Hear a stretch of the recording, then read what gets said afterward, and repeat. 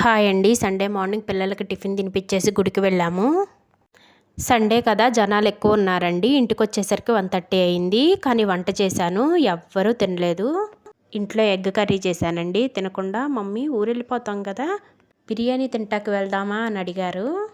దానికి మా ఆయన తానా అంటే తందానా అని మండీ బిర్యానీకి వెళ్దాంరా అన్నాడు. మళ్ళీ నీ అన్నం కూర ఏం వేస్ట్ అవ్వదులే, సాయంత్రం తింటాం అని చెప్పారు. సరేనని నిజాంపేటలో కేఎఫ్సి పైన ఇండో అరబిక్ మండీ రెస్టారెంట్కి వచ్చామండి. కూర్చొని తింటాకి సోఫా సెట్స్ సపరేట్గా ఉన్నాయండి. మండీ తింటాకి కూడా సపరేట్గా గదులు ఉన్నాయి. ఇక్కడ వ్యూ బాగుందని ఇక్కడ కూర్చున్నాము.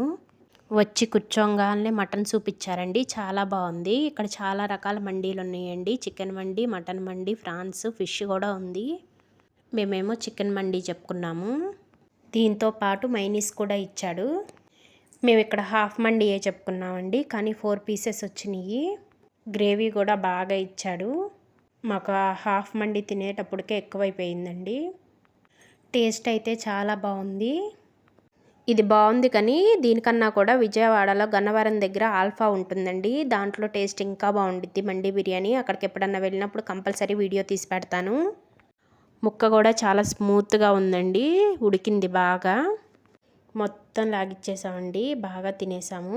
ఇంకా కిందేమో కేఎఫ్సి ఉంటుందండి. ఇవన్నీ తిన్న తర్వాత సోడా తాగాలి కదా, దానికి కూడా ఒక చోట ఆగాము. ఇప్పుడేమో బళ్ళ దగ్గర ఇలా ఆగి తాగాల్సి వస్తుంది. అదే మా చిన్నతనంలో అయితే బండబ్బాయి వచ్చేవాడు సోడాలు వేసుకొని, వాడి దగ్గర తాగేవాళ్ళం. ఓకే అండి, బాయ్.